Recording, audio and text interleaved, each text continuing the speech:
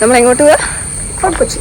ഇത്ര അടുത്താണെങ്കിലും നമ്മൾ ആദ്യമായിട്ടാണ് ഫോർട്ട് കൊച്ചി നന്നായിട്ട് എക്സ്പ്ലോർ ചെയ്യാൻ വേണ്ടി പോകുന്നത്. പോവാം.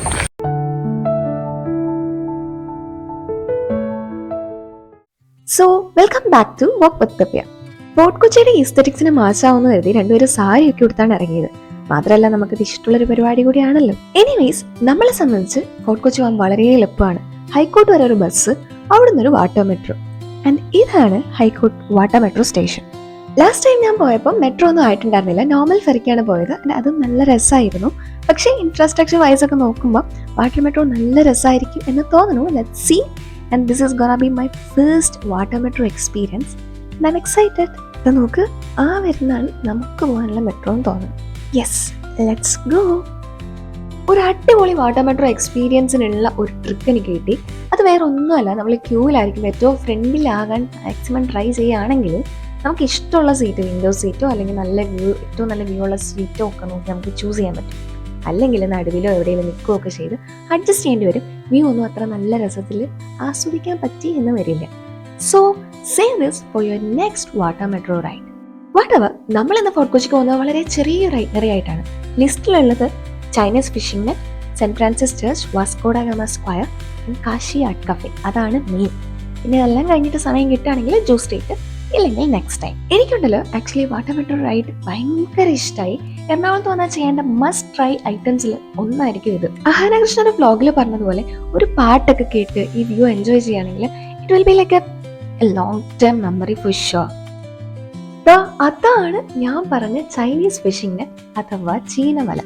14th സെഞ്ച്വറിയിൽ ചൈനീസ് ട്രേഡേഴ്സ് ഇൻട്രൊഡ്യൂസ് ചെയ്തത് കൊണ്ടാണ് ഇതിന്റെ പേര് ചൈനീസ് ഫിഷിംഗ് നെറ്റ് എന്ന് വന്നതെന്നും ഇന്ത്യയിൽ ഇതിപ്പോൾ കൊച്ചിയിൽ മാത്രമേ ഉള്ളൂ എന്നാണ് ChatGPT പറയുന്നത്.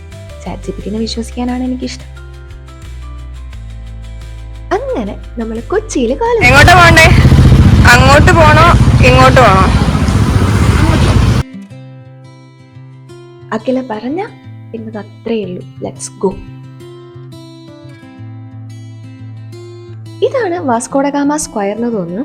രണ്ട് സൈഡിലും നിറയെ കടകളും നിറയെ തണൽ മരങ്ങളും ഒരു സീസൈഡ് വാക്ക് വേയും ഒക്കെ ആയിട്ട് നല്ല രസമാണ്. ആൻഡ് ഈ കട എനിക്ക് ഭയങ്കര ഇഷ്ടമായി. അവിടെ കുറേ ചിപ്പികൾ പോലത്തെ നമുക്ക് ആക്സസറീസ് ഒക്കെ ഉണ്ടാക്കാൻ പറ്റിയ ഒരുപാട് ഐറ്റംസ് ഉണ്ടായിരുന്നു.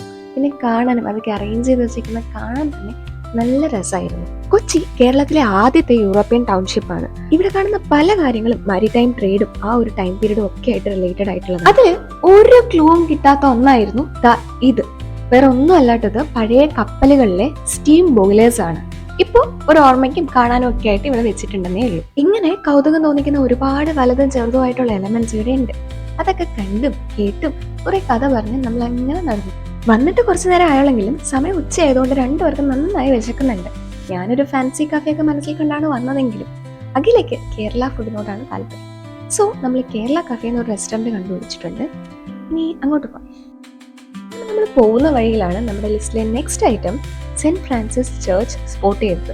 ഇത് ഇന്ത്യയിലെ തന്നെ ഏറ്റവും പഴയ യൂറോപ്യൻ ചർച്ചിലൊന്നാണ്. 1500 കാലഘട്ടങ്ങളിലാണ് അത്ര ആദ്യമായിട്ട് പണി കഴിപ്പിച്ചത്. മാത്രമല്ല വാസ്കോഡ ഗാമയെ ഒറിജിനലി പുരി ചെയ്തിരിക്കുന്നത് ഇവിടെയാണെന്ന് പറയപ്പെടുന്നു. എന്നായാലും റെസ്റ്റോറന്റ് തപ്പി നടന്ന തിടുക്കത്തിലും മറ്റും ഇതിനുള്ളിൽ കയറുകയോ കാണുകയോ ചെയ്യാൻ നമ്മൾ വിട്ടുപോയി.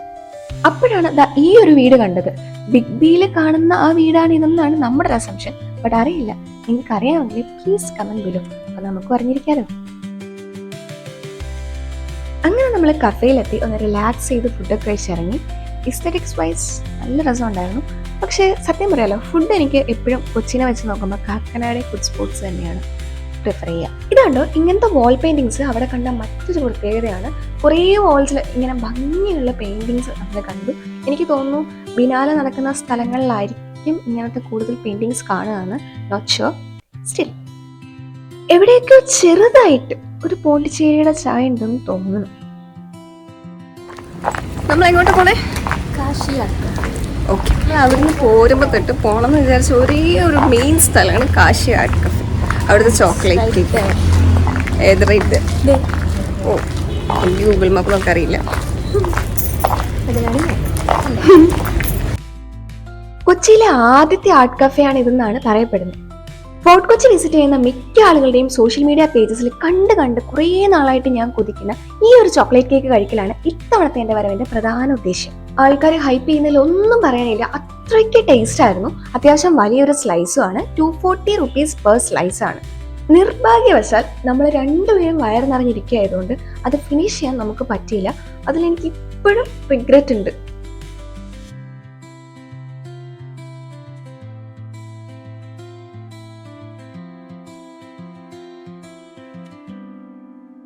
കുറേ നേരം സംസാരിച്ച് റെസ്റ്റ് എടുത്തെങ്കിലും ഇവന്റെ അവസ്ഥയായിപ്പോയി. ഞങ്ങൾക്ക് ഒന്ന് ഉറങ്ങാന്നല്ലാണ്ട് ഫ്രണ്ടിൽ വേറെ ഒന്നും ഉണ്ടായിരുന്നില്ല. അതുകൊണ്ട് ഇന്നത്തെ പരിപാടികൾ നിർത്തി തിരിച്ചു പോകാൻ തീരുമാനിച്ചു. ബാക്കിയൊക്കെ നെക്സ്റ്റ് ടൈം. എന്നായാലും ആ ചോക്ലേറ്റ് കേക്ക് കഴിക്കാൻ ഇനിയും വരണമല്ലോ, അപ്പോൾ വരാം. എനിവേസ്, കൊച്ചി ഒരു സുന്ദരം തന്നെയാണ്. നമ്മൾ വന്ന് ഇറങ്ങുമ്പോൾ തന്നെ ചില ചേട്ടന്മാർ ചെറുതായിട്ട് മിസ്ബിഹേവ് ചെയ്തപ്പോൾ സ്ഥലം അത്ര പ്ലസന്റ് അല്ല എന്നൊക്കെ ഫീൽ ചെയ്തെങ്കിലും ഇറ്റ് വാസ് ഓവറോൾ നൈസ്. നമ്മൾ എന്തായാലും ലിസ്റ്റിലെ എല്ലാം കവർ ചെയ്തിട്ടുണ്ട്. But for me water metro was the best part. May be എൻ്റെ ഫസ്റ്റ് എക്സ്പീരിയൻസ് ആയിട്ടാവാം. എന്തായാലും എനിക്ക് ഭയങ്കര ഇഷ്ടമായി. നിങ്ങൾക്കും ഇത് ഇഷ്ടമായെങ്കിൽ go for A water metro ride guys.